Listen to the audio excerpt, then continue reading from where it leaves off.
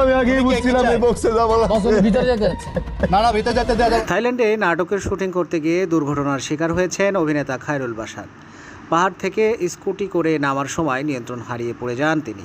এ সময় স্কুটি চালাচ্ছিলেন চিত্রগ্রাহক মেহেদী রনি। দুর্ঘটনায় দুজনই আহত হয়েছেন। বর্তমানে তারা থাইল্যান্ডের পাতায়ার একটি হাসপাতালে চিকিৎসাধীন।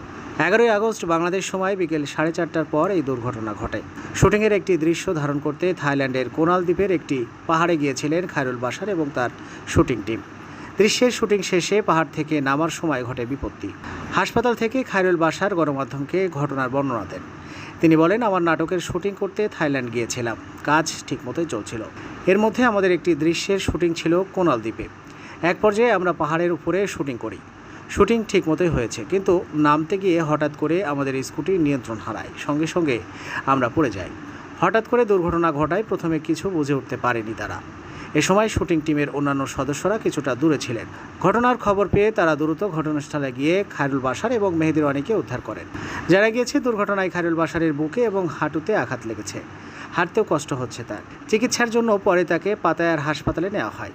নিজের শারীরিক অবস্থা জানিয়ে বাশার বলেন, দুর্ঘটনায় আমার বুকে ব্যথা পেয়েছি, হাঁটুতেও আঘাত লেগেছে, হাঁটতেও কষ্ট হচ্ছে। এখন আমরা পাতায় এসেছি, এখানে হাসপাতালে চিকিৎসা নেব। এই অবস্থায় শুটিং বাতিল করতে হয়েছে। আমার যে শারীরিক অবস্থা, তাতে শুটিং করা সম্ভব নয়। তবে খায়রুল বাশারের চেয়ে চিত্রগ্রাহক মেহেদী রনি বেশি আহত হয়েছেন বলে জানান এই অভিনেতা। তার শরীরের বিভিন্ন অংশ ছিঁড়ে গিয়েছে। দুজনকে হাসপাতালে নেওয়ার পর চিকিৎসকরা প্রয়োজনীয় পরীক্ষা নিরীক্ষা শুরু করেছেন।